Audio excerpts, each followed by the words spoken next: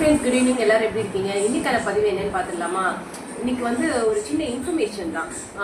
என்னன்னா, நம்ம எப்படி சாமி கும்பிட்றோம், நம்ம சாமி எப்படி வேணா கும்பிடலாம். நம்ம ஃபர்ஸ்ட் எப்படின்னா, நம்ம ஒரு கோயிலுக்கு போறப்பையோ இல்லை பூஜை பண்றப்பையோ நம்ம எப்படி வந்து போகணும்னா, ஒரு நல்ல ஒரு பட்டு சாரியோ இல்லை ஒரு பட்டு சாரி இல்லைனாலும் பரவாயில்ல, ஒரு காட்டன் சாரியோ அதை நல்ல நேர்த்தியாக கட்டி அதை வந்து நல்ல அழகா நம்மளை நல்ல அழகா ப்ரெசென்ட் பண்ணி அந்த மாதிரி போய் ஒரு சாமியை கும்பிடணும் அப்படின்னு தான் சொல்றேன். ஏன் சொல்றேன்னா, இதை நான் வந்து அங்கே காலேஜ் படிக்கும் போது யாரோ சொல்லி கேள்விப்பட்டிருக்கேன். எனக்கு யாரும் சரியா ஞாபகம் இல்லை.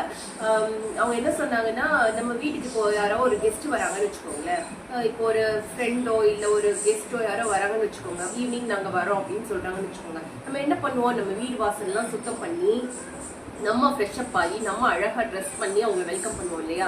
அப்போ நம்ம வந்து ஒரு கெஸ்ட்டு இல்லை நம்ம ஒரு ஃப்ரெண்டுக்கே நம்ம வெல்கம் பண்ணும்போது, நாம கும்பிடுற சாமியை நம்ம வெல்கம் பண்ணும் போது, இல்லை நம்ம பூஜை பண்ணும் போது, இல்லை நம்ம போய் கோயிலில் போய் நம்ம வேண்டிக்கும் போதும் நம்ம ஃபர்ஸ்ட் அழகாக ட்ரெஸ் பண்ணி, இப்போ எல்லாம் நைட்டியோட அப்படிலாம் பண்ணுறாங்க இல்லையா? அப்படி நம்ம ஒரு காட்டன் சாரியாக இருந்தால் கூட நல்ல ஒரு மங்களகரமாக ட்ரெஸ் பண்ணி அப்படி போய் நம்ம பூஜை பண்ணால் அது நல்லா இருக்குன்றது நான் எங்கேயோ கேள்விப்பட்டிருக்கேன். அதை நான் உங்ககிட்ட இன்னைக்கு நான் ஷேர் பண்றேன். பிடிச்சிருந்தா ஃபாலோ பண்ணுங்க.